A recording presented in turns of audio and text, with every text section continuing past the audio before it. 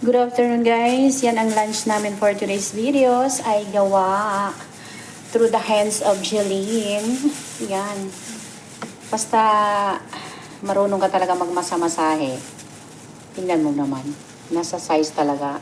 Ang junjun mo, maliit.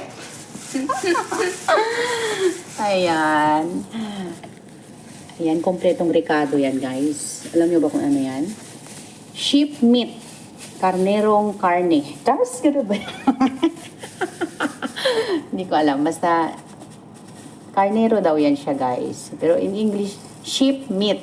So, di ba? Namit natin yung sheep meat. Yan. Gawang Pinoy by Jeline Garcenilla. Ngayon, kinakain Ayan. na. Dati, ayaw. Pero ngayon, hanap-hanapin mo kasi gawang Pinoy. No? Gawang Pinoy yan. Gawang Pinay. Ayan, guys. So, napakasarap.